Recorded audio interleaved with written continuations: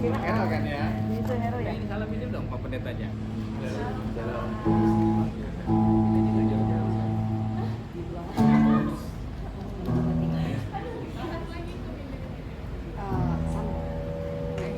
mana itu baru lihat. Orang bukannya duit. Promo ya? Lagi promo. Masih dong WhatsApp dong.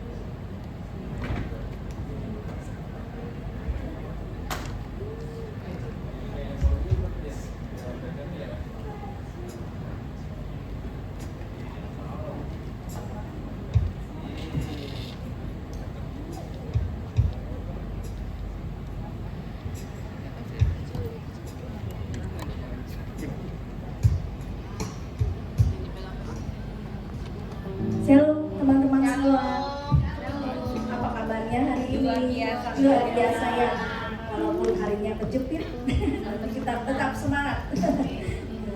Ya, kita satukan hati kita berdoa terlebih dahulu sebelum memulai ibadah kita siang hari ini.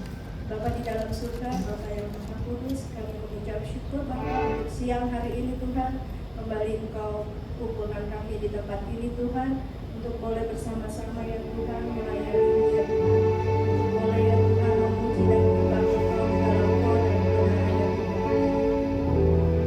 Kami mau ya Tuhan, Engkau kuduskan ruangan ini ya Tuhan, sucikan ya Bapa setiap hati kami ya Tuhan, pikiran kami ya Tuhan, Tuhan benar-benar tertuju hanya kepada Engkau saja ya Tuhan. Terima kasih Tuhan, terima kasih. Haleluya, amin. Ya,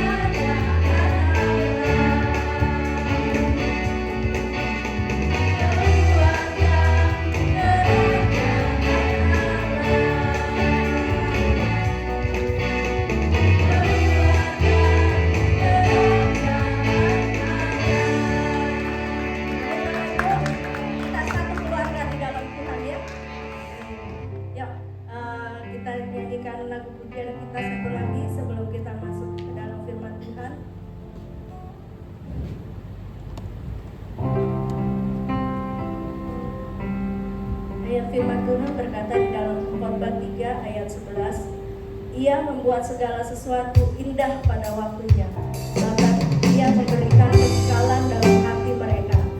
Tetapi manusia tidak dapat menyelami pekerjaan yang dilakukan Allah dari awal sampai akhir.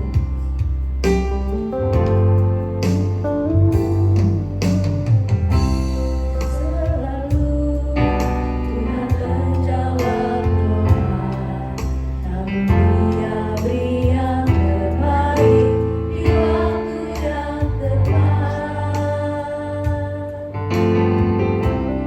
Izinkanlah Tuhan untuk bekerja yang mustahil menjadi mungkin oleh karena percaya.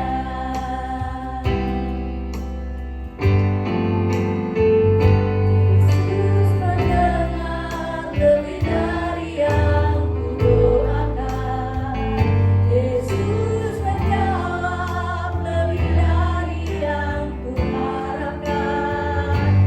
Dengan caranya di waktu yang tepat, ku kan melihat Dia jadikan semua. Kita katakan dari awal ujian.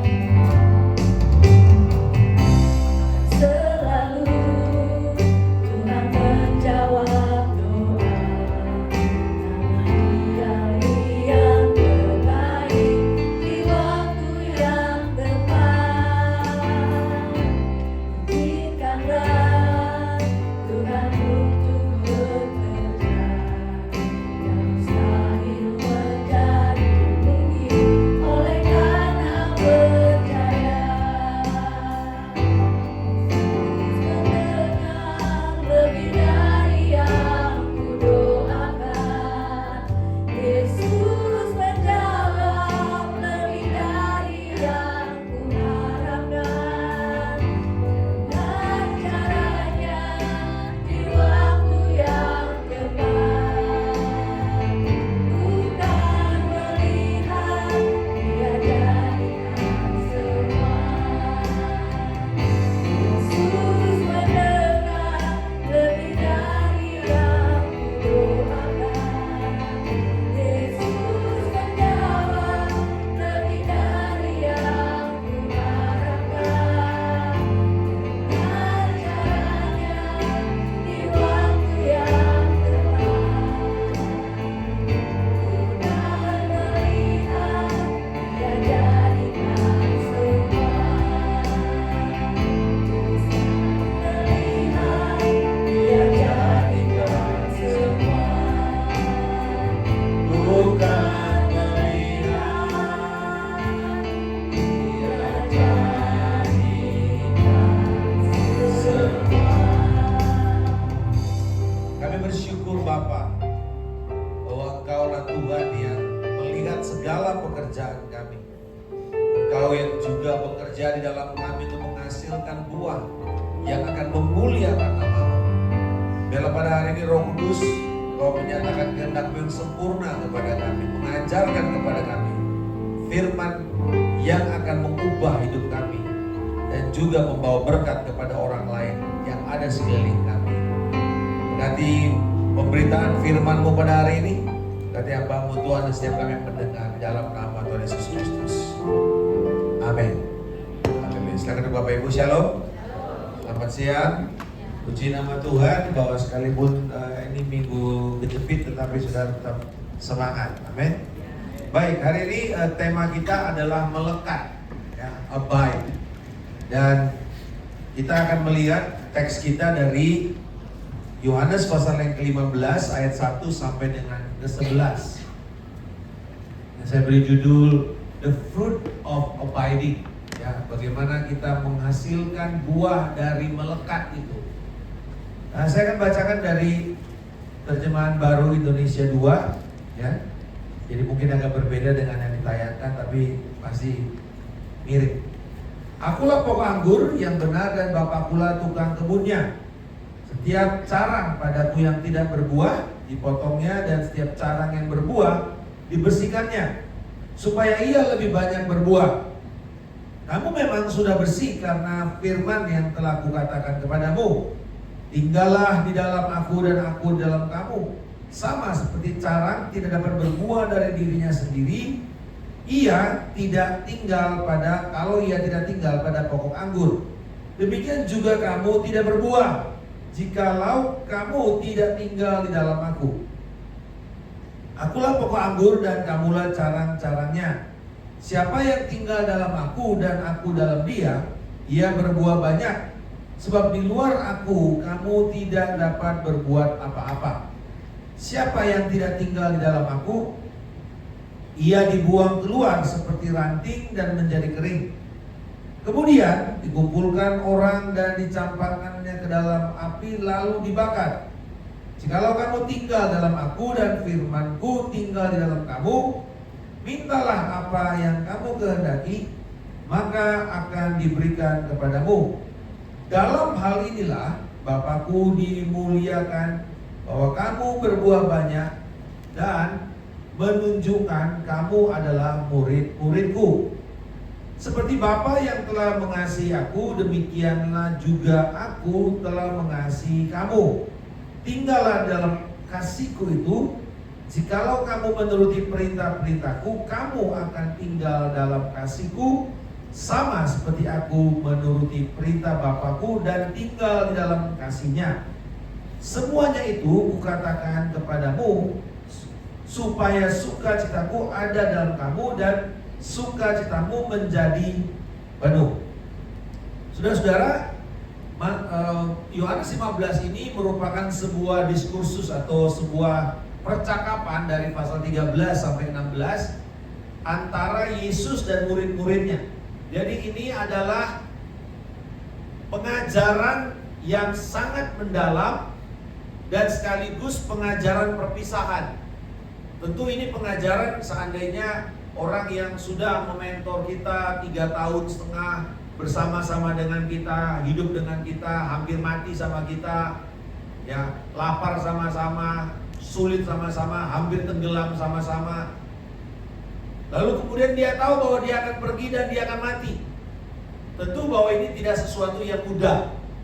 Tetapi disitulah justru Yesus mengajarkan hal-hal penting atau pokok-pokok penting.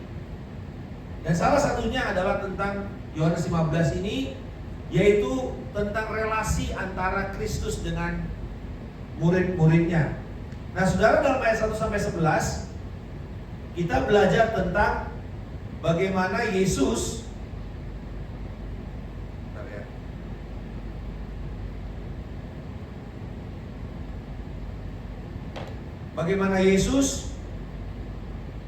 memberikan pemahaman terhadap kebenaran firman Tuhan.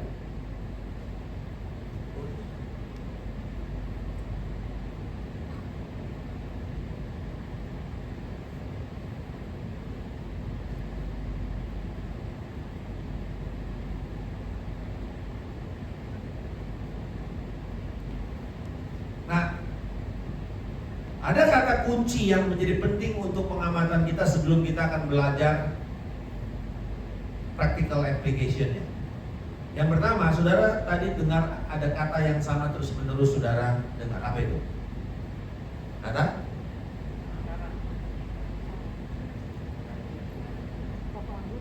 Betul? Saya dengar ada jawabannya benar. Ranting? Cara? Anggur? Ada satu kata terus menerus, tinggal. Meno dalam bahasa Grekanya, tinggal. Ada 10 kali kata tinggal dari 11 ayat.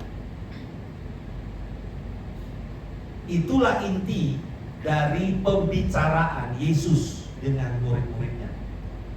Jadi key termnya adalah abide, tinggal. Jadi di sini apa yang Yesus mau tekankan? Union, kesatuan antara individu dan Kristus. Ya. Nah, saudara-saudara, sebelum kita akan membahas, ada 4 hal yang kita perlu perhatikan kalau kita sedang mengamati teks ini. Yang pertama, bahwa ayat ini bukan ditujukan kepada orang berdosa. Ini pengajaran khusus murid-murid. Jadi ini pengajaran seperti Matius pasal yang kelima, 6 dan 7. Itu bukan khotbah di bukit untuk orang massal. Dikatakan setelah Yesus khotbah massal, dia naik ke tempat yang lebih tinggi bersama dengan murid-muridnya saja. Hal yang sama dengan ini. Yesus nggak bicara kepada banyak orang di sinagoga. Dia sedang bicara di dalam makan malam perjamuan terakhir. Jadi ini hanya khusus untuk murid-murid. Karena kalau ada orang belum percaya berusaha mengaplikasikan ini akan hopeless, akan sia-sia.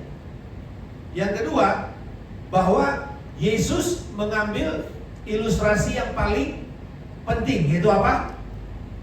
Pokok anggur dan kebun anggur. Kalau bagi kita nggak akan ada relevansinya. Pertama, kita jarang dan mungkin tidak pernah lihat pokok anggur.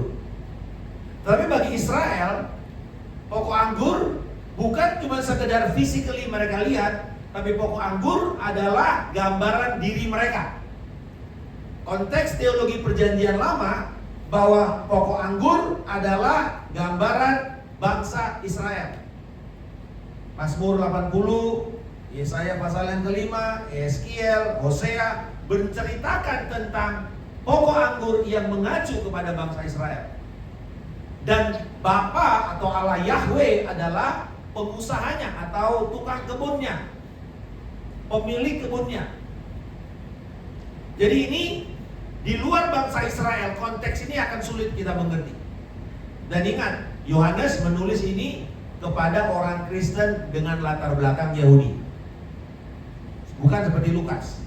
Kalau Lukas tuh mengajarkan kepada orang yang non-Yahudi. Makanya Injil Lukas itu sangat lebih relevan buat kita orang-orang yang bukan orang Yahudi. Tetapi kalau kita bicara mengenai Yohanes, nggak bisa. Karena di situ Yesus mengajarkan teologi Yahudi dalam konteks perjanjian baru dan penggenapannya adalah dirinya. Makanya ada 8 kata sakti di situ, yaitu aku. Aku adalah. Betul? Aku adalah roti hidup. Gambarannya siapa? Musa dan Mana. Aku adalah kebangkitan. Aku adalah pintu. Aku adalah gembala. Semua gambarannya hanya akan relevan kalau saudara mengerti konteks budaya Yahudi. Kata ego eimi itu kalau bagi kita biasa, ya misalnya aku adalah Pak Markus. Tetapi kalau kita baca itu dalam konteks mindsetnya orang Yahudi, nggak bisa begitu. Karena selalu sebelum kata aku adalah, selalu ada kata sesungguhnya. Nah di dalam bahasa aslinya dia pakai kata amen, amen, ego eimi. Artinya kalau orang Yahudi mengajar seperti saya rabi, saya nggak bisa mengatakan pendapat saya sebelum saya memberikan 2 alat bukti. Misalnya Rabi A mengatakan, Rabi B mengatakan, maka aku mengatakan kepadamu. Begitu caranya Yesus mengajar kan? Yesus itu rabi. Dia harus kutip 2 sumber. Dan inilah sebenarnya yang menjadi dasar hukum pidananya kita. Di atas 2 alat bukti baru sebuah perkara itu menjadi kuat. Gak bisa kan KPK bikin tersangka kalau nggak ada 2 alat bukti. Makanya orang Kristen sumpahnya begini kan. Kalau jadi ASN, kenapa begini? Bukan artinya boleh merokok, bukan. Di atas 2 alat bukti ini siapa? Allah dan Firman. Saya bersaksi. Itu. Jadi, tetapi Yesus hebat. Dia bilang apa? Amin, amin. Itu cuma nama Tuhan. Dia nggak kutip rabi siapa enggak. Dia hanya mengutip nama Yahweh. Dan ego eimi itu adalah bahasa Greka dari kata ehye, asher ehye di dalam Keluaran. Aku adalah aku. Ketika Yahweh memperkenalkan dirinya kepada Musa, namamu siapa? Ehye, Esher, Ehye. Aku adalah aku. I am who I am. Jadi saudara perhatikan baik-baik di sini. Yesus sedang mengatakan tentang relasi antara manusia dengan Yahweh di dalam dirinya. Ini yang penting kita mesti ngerti. Makanya dia pakai ilustrasi yang hanya relevan kepada mindset orang Yahudi. Yang ketiga, bahwa untuk kita memahami makna ayat ini, subjek pengajaran Yesus adalah tentang melekat. Tentang melekat, bukan tentang menghasilkan buah. Salah satu kesalahan yang paling sering kita temukan dalam khotbah Yohanes 15 adalah kita harus berbuah, karena dikatakan ada berbuah apa? Berbuah banyak dan berbuah lebat. Lalu yang tidak berbuah, betul kan? Makanya kita kejebak untuk khotbah tentang buah. Padahal bukan itu. Karena ayat intinya adalah kata tinggal. Meno, abide. Yang keempat, bahwa jadi kalau kita tinggal, buah itu hasil, bukan sebuah bukti. Beda ya. Buah itu hasil. Hasil dari apa? Hasil dari tinggal. Jadi jangan difokuskan ke berbuahnya, fokusnya ke tinggalnya. Nah, pengamatan yang keempat yang harus kita perhatikan adalah ilustrasi yang Yesus ambil ini hanya familiar kepada telinga murid-murid dan orang Israel saja. Di luar itu akan sulit untuk kita menyadari relevansinya. Nah, saudara-saudara, mari kita lihat ayat 3 dan 4. Karena dimulai dengan ayat 4 tuh, tinggallah di dalam aku. Dan itu merupakan kata kerja yang bersifat imperatif. Berarti ini sebuah perintah. Ini bukan saran. Ini bukan pilihan. Ini perintah yang harus dikerjakan. Ada implikasinya nggak bila saudara nggak kerjakan? Ada. Ada konsekuensinya nggak? Ada. Dikatakan apa? Kamu pasti akan kering. Lalu kalau kamu kering, dibuang ke dalam api. Jadi ini bukan saran, bukan sekedar oh it's a good teaching, bukan. Murid-murid sadar ketika dia bilang tinggal dalam aku. Karena kata ini adalah kata yang sama dengan ketika Filipus nanya, Yesus, kamu tinggal di mana? Where is your house? Kamu tinggal di mana? Kata yang sama. Jadi artinya ini adalah sebuah, bukan seperti kayak kamu nginep di mana, bukan. Kamu tinggal di mana? Kalau tinggal berarti sebuah tempat yang permanen. Kalau nginep, kita bisa pindah-pindah. Tapi Yesus sudah mengatakan kata-kata yang sama dipakai kata meno. Kamu tinggal di mana? Dalam terjemahan bahasa Indonesia dikatakan, di mana rumahmu? Yesus tunjukin rumahnya. Jadi bukanlah musafir yang saudara selama ini dapat gambaran. Dia cuma pakai tongkat, lalu ada buntelan baju. Nah, saudara begini. Bukan. Di mana rumahmu? Kamu tinggal di mana? Kamu menetap di mana? Dan kata yang sama Yesus pakai untuk kata tinggallah di dalam aku. Jadi di sini berbicara tentang metafora antara carang dengan pokok. Dengan gambaran ini saudara akan gampang mengerti bahwa siapa berarti yang berusaha untuk mencari makan? Carang atau pokok? Pokok, bukan carang. Panggilan carang cuma satu, nempel. Hasil dari kamu nempel, kamu pasti berbuah. Jadi kuncinya di nempelnya, bukan di berbuahnya. Kalau makanan datang terus dari buah, dari si pokok, jadi yang cari makan siapa? Pokok. Kita nyanyi kan? Yesus pokok dan kita carangnya. Tinggallah di dalamnya. Pastilah kau akan berbuah. Pasti. Tetapi bukan itu adalah efeknya. Yang harus kita perhatikan, do I abide in Him? Apakah saya tinggal dalam Dia atau tidak? Itu yang menjadi pertanyaan kita. Dan itulah yang menjadi perenungan kita pada hari ini. Karena kalau kita tidak connected dengan Tuhan atau dengan pokok anggur itu, maka si carang tidak akan pernah mendapatkan nutrisi yang cukup untuk dia bisa menghasilkan buah. Dengan kata lain, connectedness is matter the most. Karena di sini kerjanya kan berhubungan dengan koneksivitas. Kita ngerti, semua kita ini merasa ada di dunia lain kalau kita gagal terkoneksi ya, internet. Rasanya kita kayak orang kampung gitu.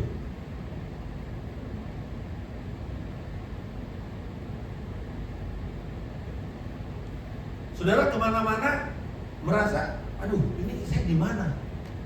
Nih, saya baru kembali karena saya merintis gereja di Belanda, jadi saya baru kunjungin lagi gereja itu. Selama saya ada, mau di Uni Eropa, mau di Prancis, mau di Belanda, saya ke sana, nomor itu akan terkoneksi kapan saja, aman, nggak perlu takut roaming, unlimited. Tapi kemudian the moment saya masuk Istanbul, hilang semuanya.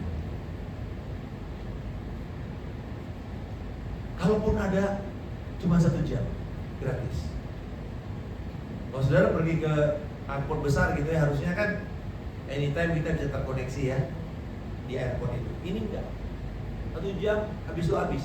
Kita mesti pergi lagi, gesek lagi, dapat lagi. Rasanya kemudian saya bilang, saya malas deh koneksi kayak gini. Mending saya tak terkoneksi sama sekali. Nah saudara-saudara, konektivitas itu menjadi hal yang sangat penting sekarang ini. Dan sebenarnya itulah yang Yesus mau tekankan kepada kita. Connectivity. Do you connect with Jesus regularly? Apakah itu yang akan menjadi pertanyaan kita? Nah, di sini konektivitas yang Yesus minta itu ada dalam kunci kata ini. Tinggallah, teruskan apa? Di dalam aku. Tinggallah di dalam aku. Artinya, saudara-saudara, di dalam aku ini memperlihatkan atau merefleksikan sebuah konsep teologis tentang, kalau istilahnya Martin Luther itu sebagai, atau Calvin sebagai positional truth, justification. Status kita itu dibenarkan. Jadi sewaktu saya tinggal di dalam Kristus, artinya saya nggak bicara mengenai saya selamat apa enggak, udah pasti selamat. Nggak ada pertanyaan dengan keselamatan. Karena ini berbicara status kita secara posisional. Saya menjadi milik kepunyaan Kristus. Karena saya tinggal di dalam Kristus, saya teridentifikasi bersama Kristus. Dan ini menjadi teologi perjanjian baru yang begitu kuat. Paulus kalau ada frase yang paling sering dan kunci dalam perjanjian baru adalah kata di dalam Kristus, en Christo, di dalam Kristus. Segala sesuatu yang ada dalam Kristus menjadi milik saudara dan saya.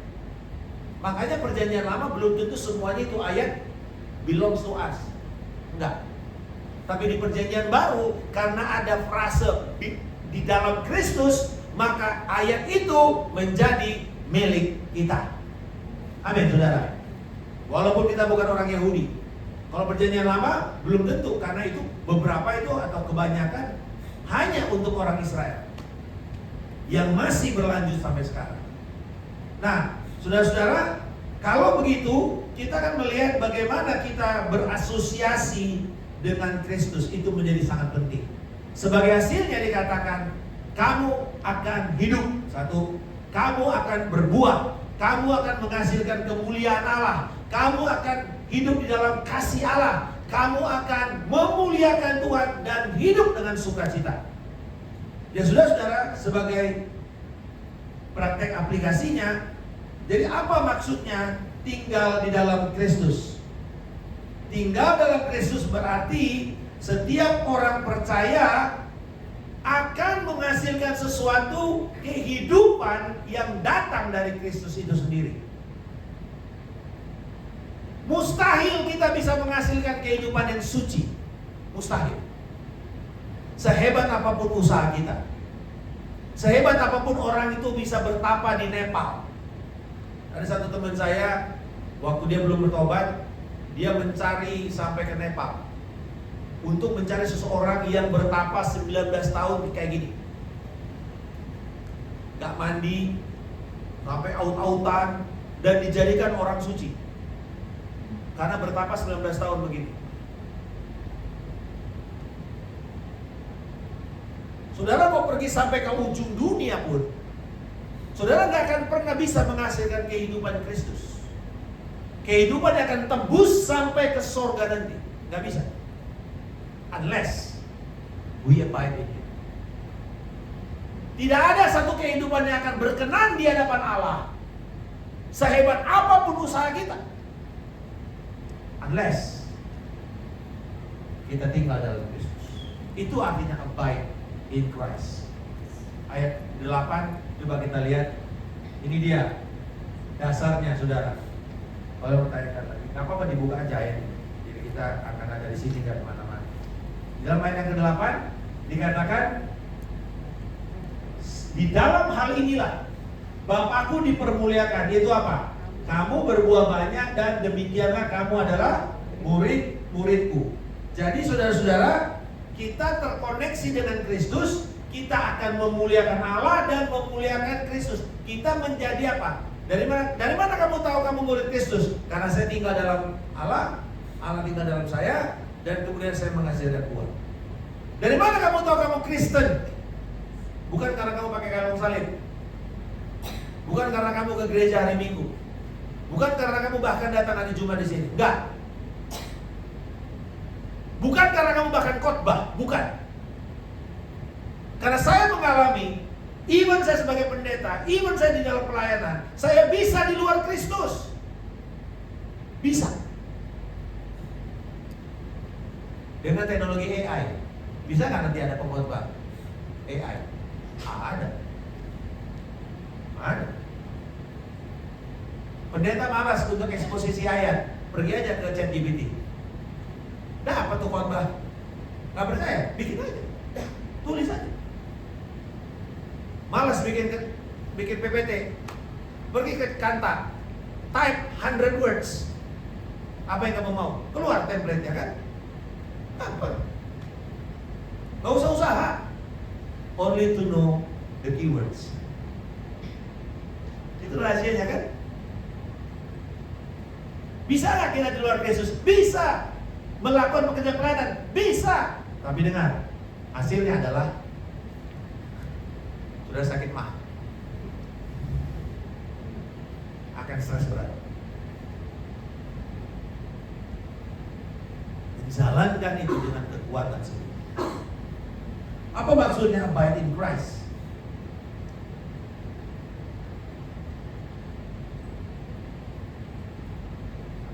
Dijawab dengan satu kata ini, atau satu pertanyaan ini. Bagaimana saya abide in Christ? Jawabannya cuma satu kata: ketaatan.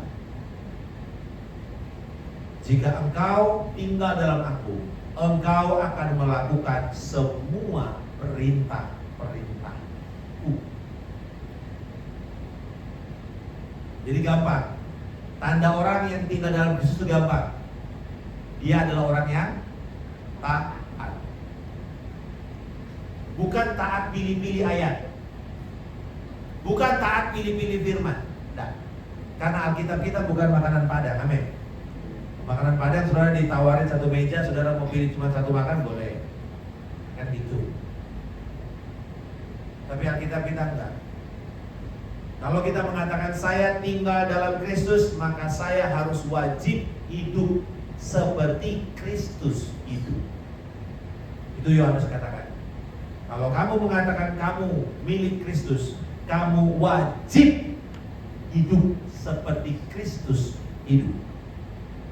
Passionnya, nature-nya, karakternya, penderitaannya, keinginannya, semangatnya, aspirasinya, impiannya, bukan lagi kita.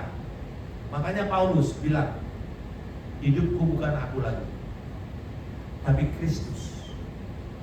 Dan hidup yang aku jalani ini adalah hidup dengan iman terhadap Kristus.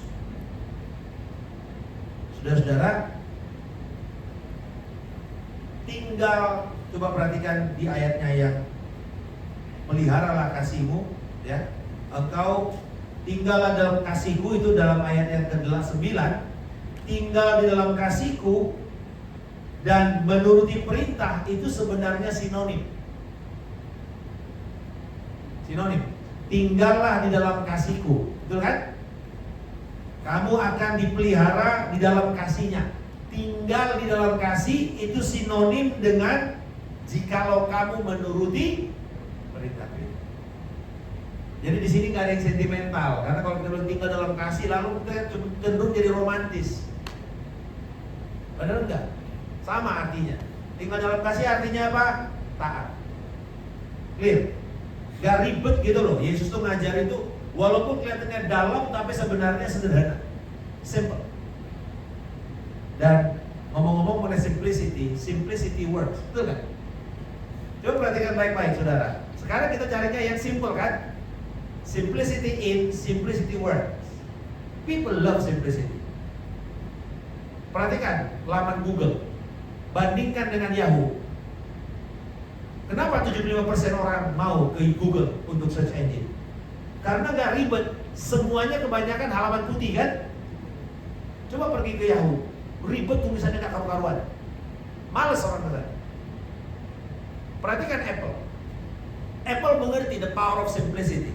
One button, home button. Semuanya terkoneksi. Saya pergi ke satu restoran di Prancis yang udah terkenal sejak tahun 60-an, restoran keluarga. Rame, ngantri, tapi kok cepat ngantrinya bisa cepat gitu loh, walaupun kayaknya udah ranjau, saya udah bilang, aduh mateng deh ini, panjang bener ini. Tapi nanti saya cuma sekira-kira 15 menit saya sudah masuk dalam. Lalu kemudian saya bilang, where's the menu? Dia bilang, no, there's only one menu. Steak, entrecôte. You cuma punya 3 pilihan, rare, medium, or well done. Gak bisa medium well. Kita kan bisa jadi medium well, medium rare. Gak ada. Medium ya medium rare di sana. Masih ada darah-darahnya gitu. Steak, fries, salad. That's it. Nggak ada pilihan lain. Simple. Tapi itu yang bikin semua orang. Saudara nanti bisa ketik Leray de entrecôte. Simple. Cuma jual satu aja. Nggak ada rider-ridernya. Makanan utamanya, you mau datang ke sini, you makan steak. Nggak cari ayam goreng, nggak ada. Nggak ada. Dan kamu akan nambah, ditambah. Saya pikir udah selesai nih. Dia datang lagi. Saya pikir ini buat orang lain datang. Kamu mau nambah lagi? Kamu tadi kan pesan apa ini? Ya udah nih, tambah lagi. Tapi tambahnya cuma makanan yang sama. Jadi kalau kamu enek, ya udah selesai. Kalau kamu nggak suka makanannya, ditambah pun nggak ada gunanya. Simple. Why people love simplicity? Because simplicity works. Yesus juga sama. Gak ribet, gak perlu macam-macam. Mau tinggal dalam kasih, tinggal dalamku, taat.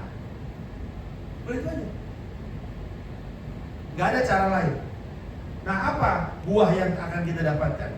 Satu, Gua itu adalah doamu dijawab. Perhatikan di ayatnya yang ke-7. Jika kamu tinggal dalam aku dan firmanku tinggal dalam kamu, mintalah apa saja yang kamu kehendaki, maka kamu akan diberikan. Akan diberikan kepadamu. Doamu dijawab. Tapi bukan berarti Tuhan jadi jinnya kita. Apa yang kita minta pasti Tuhan jawab. Bukan. Tapi dikatakan apa? Jikalau firmanku, artinya permohonanmu itu pasti akan selaras dengan permohonan Yesus. Doamu harus selaras dengan doa Yesus baru dijawab. Jadi Bapak Ibu kalau doa biasakan ambil ayat. Pakai ayat untuk sebagai dasar kamu berdoa. Pakai ini. Karena Tuhan hanya dibatasi oleh perkataannya. Cuma ini yang membatasi Tuhan. Karena Alkitab berkata dia tidak pernah menipu. Perkataannya pasti akan digenapi. Jadi mari kita berdoa menyelaraskan dengan keinginan Kristus, dengan firman Allah. Yang kedua, buah dari kita tinggal adalah Allah akan dipermuliakan. Ayat yang ke-8, dalam hal inilah. Dalam hal apa? Kamu tinggal, kamu menuruti firman Tuhan, Allah Bapa akan dimuliakan karena kamu akan menghasilkan buah yang banyak. Yang ketiga, bahwa hasil dari kita tinggal adalah kasih yang dikobarkan. Kasih kita dikobarkan. Di sini artinya kita jadi orang Kristen yang sehat. Vitalitas kita itu terjaga. Kebugaran rohani kita itu terjaga. Saudara pernah di sini sakit kepala terus, terus saudara pergi ke satu tempat, satu minggu, nggak pernah sakit kepala? Bukan berarti liburan, belum tentu, ya. Saudara liburan lebih sakit kepala daripada saudara kantor kan? Ada orang yang di rumah sakit kepala, waktu sampai di kantor sembuh dia. Berarti memang ini adalah hiburannya kan gitu ya. Kenikmatannya bekerja kan begitu ya. Di mana hal di mana saudara lupa sakit kepala? Nah, saudara-saudara, again sama. Kalau kamu berusaha mengerjakan hal-hal rohani di luar Kristus, saya jamin sakit kepala. Istilahnya kalau kita para pelayan exhausted, fatigue. Mau dipaksa apapun, mau dikasih treatment apapun gak bisa sampai kamu mesti tinggal. Kalau kamu tinggal, sometimes kamu gak bikin apa-apa, cuma tinggal menikmati relasimu, persekutuanmu dengan Tuhan pribadi. Itu sebabnya beberapa saya ngalami waktu 25 tahun pelayanan, saya diminta untuk sabatikal 6 bulan. Kerjanya gak kayak gini. Tiap hari saya kan biasa kalau sini bisa khotbah, bisa ngajar. Saya di sana datang duduk belajar. Menikmati aja. Menikmati jadi jemaat. Gak mikir konseling. Enjoy my relationship, taking care my own backyard. Jaga taman pribadi saudara dengan hubungan pribadi saudara. Setiap kita punya spiritual backyard yang harus kita punya. Siapa di sini yang suka berkebun, bertaman? Nikmat ya Bu, nikmat ya Pak. Kalau udah nggak ngapa-ngapain, pergi aja ke kebun. Kita jaga, kita pelihara. Saudara yang punya bonsai mungkin duduk, guntingin. You take care your own backyard. Itu tempat kita mengalami kekuatan. Kasih kita distimulir, dikobarkan kembali. 1 Yohanes 4 ayat 8. Karena Allah itu adalah kasih, maka segala sesuatu yang akan kita kembangkan dalam kita harus punya nature Allah, yaitu kasih. Kalau khotbah kita nyinyir terus ya, ibadah kita tuh bawaannya kritik, bawaannya mau marah, bawaannya kesel. Satu kali ada seorang worship leader. Kalau di luar negeri itu gereja itu ada dapurnya. Jadi pasti habis kebaktian makan-makan gitu. Nah, ya makan gitu. Jadi kalau di gereja, kalau misalnya di Belanda gitu, gereja kita mesti cari gereja itu ada nggak dapurnya. Gitu. Nah, apalagi orang Indonesia dikasih lemper, wah rasanya pulang surga gitu. Nah, tapi kemudian satu kali saya duduk, kenapa ini pada musem-musem semua nih? Worship leadernya marah-marah dari dapur. Ternyata terjadi keributan di dapur, saudara. Hari itu kita bisa nggak makan siang. Dan saya bilang gini ya, either gereja yang bayarin semua atau nggak udah sama sekali. You datang ke sini bukan untuk ngurusin makanan. You datang ke sini untuk beribadah. Saya nggak mau kamu menyembah Tuhan, hati kamu blunder. Berapa di antara kita waktu pelayanan udah ribut dulu baru masuk pelayanan? Berantem dulu di luar sana. Sesama pelayan dulu. Baru ke sini. Akhirnya pelayanan kita tidak lagi punya nature God's love. Kalau kita tinggal dalam Kristus, love is stimulated. Dan yang terakhir, saudara, tadi doa kita dijawab, Allah Bapa dipermuliakan, kasih dikobarkan, dan yang terakhir, sukacita akan meluap keluar. Karena dikatakan bahwa sukacitamu akan menjadi penuh. Ada contentment. Di tengah-tengah keadaan sulit, ada contentment. Ada satu kepuasan. Pada waktu saya mentaati firman Allah, saya mengizinkan kekuatan yang masuk, nutrisi Yesus masuk, maka kemudian Tuhan akan menghasilkan kepada saya hal yang secara natural mudah untuk dieksplanasikan, yaitu doa yang efektif, doa yang penuh kuasa, doa yang dijawab. Kemudian yang kedua, berkat-berkat yang memuliakan Tuhan. Yang ketiga, kasih yang berlimpah-limpah. Dan yang terakhir adalah sukacita yang tak terkatakan. Ingat, sukacita beda dengan gembira. Hari ini saudara banyak penuh kegembiraan karena gajian. Atau kemarin lah ya, tanggal 25 ya. Tapi bukan itu sumber sukacita. Karena orang bersukacita bisa dalam kondisi yang paling berduka, dia bersukacita. Itulah hebatnya orang Kristen.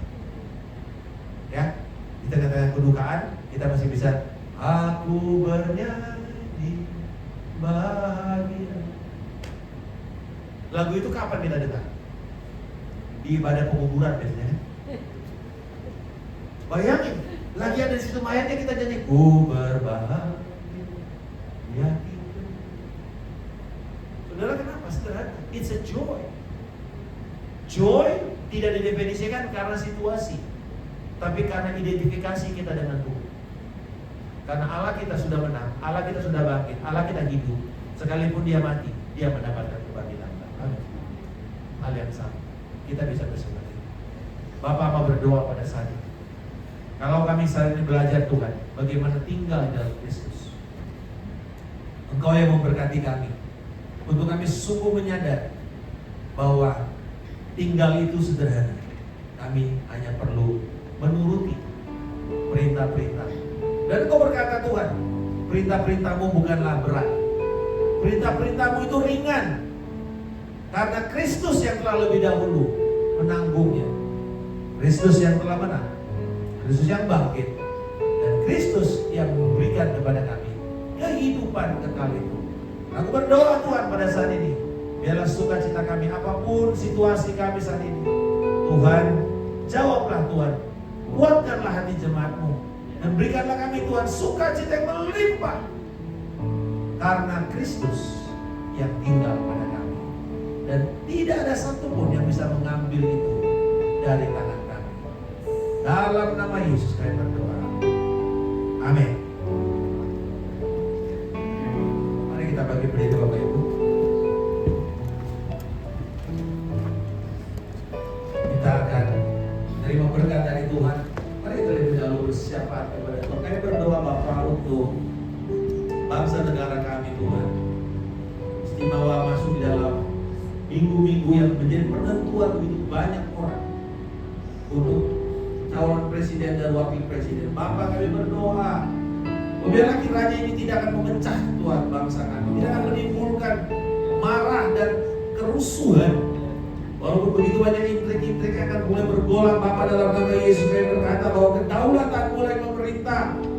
Engkaulah yang Tuhan akan berdaulat akan bangsa kami.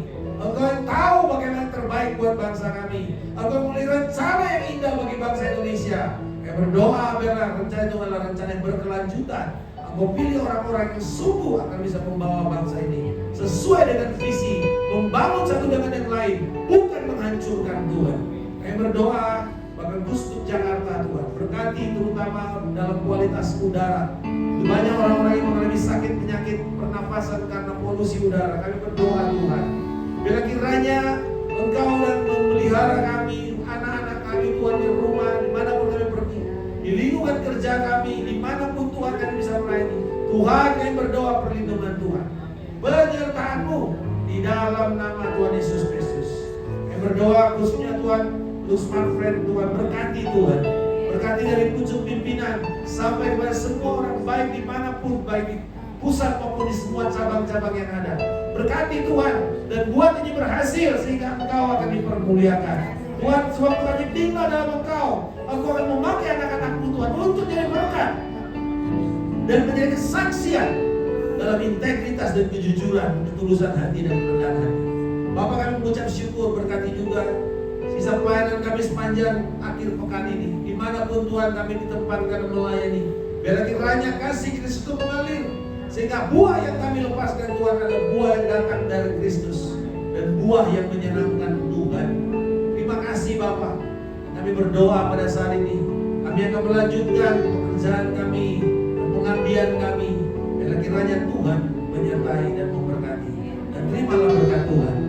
Tuhan yang memberkati Engkau dan Tuhan yang melindungi serta memelihara Engkau. Tuhan akan membuat wajahnya senantiasa bersinar atas Engkau dan memberikan Engkau kasih karunia yang berlimpah. Tuhan akan memberikan kepada Engkau menghadapkan wajahnya dan menjawab setiap doamu dan memberikan Engkau damai sejahtera yang melampaui segala akal pikiran. Kasih karunia dari Allah Bapa, cinta kasih dari Tuhan kita Yesus Kristus, persekutuan yang indah, erat dan manis dengan Roh Kudus, memelihara Engkau dari hari ini sampai Tuhan Yesus Kristus datang untuk kedua kalinya. Di dalam nama Tuhan Yesus Kristus kami telah berdoa dan mengucap syukur. Haleluya. Amin. Bapa, terima kasih. Bapa, terima kasih. Bapa, terima kasih. Bapa di dalam surga, ku berterima kasih. Amin. Terus memberkati.